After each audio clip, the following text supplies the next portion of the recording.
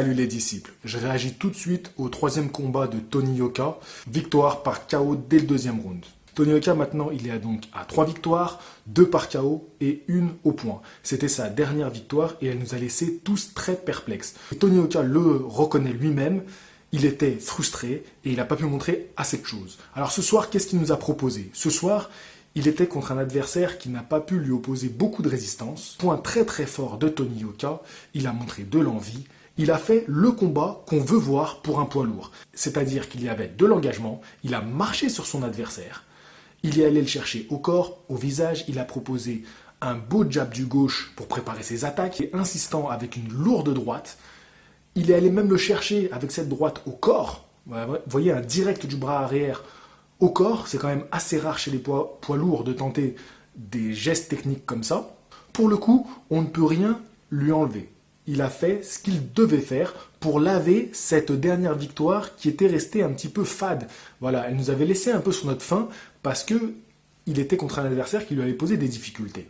Je pense sincèrement qu'il a plus appris dans son deuxième combat, ça lui a plus permis de faire le métier que son combat de ce soir. Car ce soir, encore une fois, face à lui, il y avait un adversaire qui n'était pas capable de lui donner la réplique. Mais franchement, comme je vous l'ai dit dans les vidéos précédentes, ça ne sera pas avant au moins son 10e combat professionnel qu'on va lui opposer vraiment de la résistance.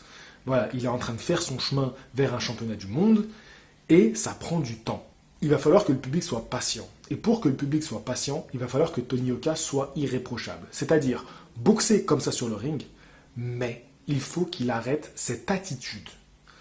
Parce que voilà, maintenant il faut qu'on en parle. Je l'ai défendu jusqu'ici parce que je le trouvais, certes, arrogant, mais quel boxeur qui aspire à devenir champion du monde des poids lourds n'est pas un minimum arrogant? Quand on monte sur le ring, on va à la guerre, et quand on va à la guerre, on n'y va pas avec des fleurs au fusil. Donc oui, il avait cette hargne et cette arrogance. Mohamed Ali le disait, les gens humbles ne vont jamais très loin. Donc Tony Yoka, il vise le sommet du monde. Et pour aller au sommet du monde, il faut qu'il y aille avec le maximum de force. Donc il aspire à être l'homme le plus fort du monde. Par contre, quand sur le ring, on n'arrive pas à maîtriser cette hargne et qu'on va même jusqu'à repousser l'arbitre, c'est limite, c'est limite. Et s'il continue sur cette voie-là, il risque de perdre son public, en tout cas de le lasser. Aujourd'hui, le public est divisé en deux. Ceux qui le supportent à 100% et ceux qui sont là et qui découvrent un petit peu la boxe poids lourd grâce à Tony Yoka et qui font la comparaison avec Anthony Joshua et qui sont déçus de voir l'attitude de Tony Yoka. Et pour ces gens-là, il est trop arrogant. Je pense que Tony Yoka va devoir trouver un juste milieu pour ne pas perdre son large public français qui est en train de le suivre. Parce que même ceux qui ne l'aiment pas le suivent. Vous savez, on dit beaucoup sur YouTube, les haters, ils sont là et c'est des rageux, mais ils te suivent quand même. Donc ils font quand même partie de ton public. Et quelque part, tu ne peux pas les mépriser. Surtout quand ils ont un petit peu raison. Quand on voit un combat comme ça, certes, pour Tony Yoka, encore une fois, je le répète, il n'y a rien à dire sur son comportement sur le ring. Il a boxé comme il devait boxer et comme on veut qu'il boxe. Je vous rappelle que Tony Yoka est un technicien, c'est l'artiste, et il ne sera jamais un boxeur comme un Wilder ou un Anthony Joshua. Il va boxer plutôt à la Lennox Lewis.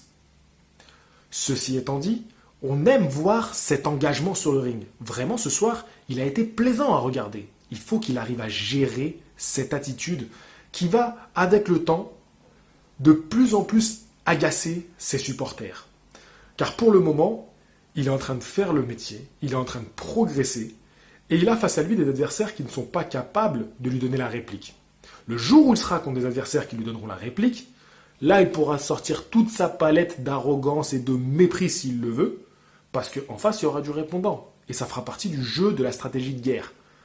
Je pense que comme c'est ses premiers combats, il faut qu'il se fasse un petit peu plus discret.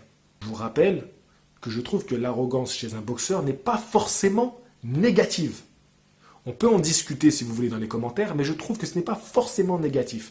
Ça fait partie aussi de la stratégie de guerre. Et Mohamed Ali a été le premier à l'exploiter aussi fort et aussi loin. Maintenant, les boxeurs en abusent, Mais Mohamed Ali, qui est le maître de tout le monde, le maître spirituel de la boxe, a été le premier à exploiter ce filon. Voilà, donc 2 points à retenir de ce combat. Ce que doit faire Tony Yoka, il l'a fait sur le ring.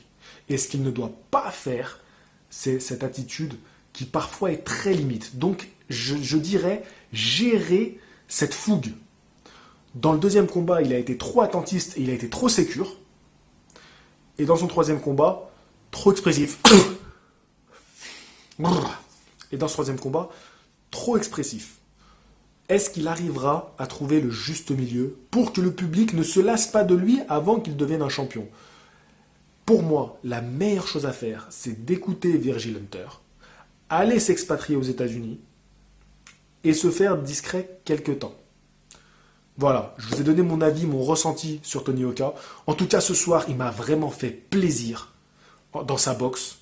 Il a proposé des choses et c'était vraiment agréable de le voir boxer. Mais attention, je garde ce petit mais parce qu'il est important pour moi. Mais attention, soyons un petit peu plus discrets jusqu'au 10e combat, jusqu'à qu'on ait en face quelque chose qui est du répondant, quelque chose qui est de la gueule. Et il y en a des boxeurs qui ont de la gueule. D'ailleurs, mettez-moi dans les commentaires contre qui vous aimeriez voir Tony Yoka boxer. Moi, j'aimerais bien le voir contre Daniel Dubois. C'est un boxeur anglais qui est en train de cartonner, qui met tout le monde KO. Et voilà, je pense qu'ils vont se croiser un jour et j'aimerais bien le voir contre lui en tout cas. Dites-moi ce que vous avez pensé du combat de Tony Yoka. Je vous rappelle que cette nuit, il y a Billy Joe Saunders contre David Lemieux. Ça va être un combat terrible avec une opposition de style. Je ne sais pas si vous allez rester réveillé jusque-là. Moi, je vais aller faire une petite sieste et je vais me réveiller pour le combat. Fighting!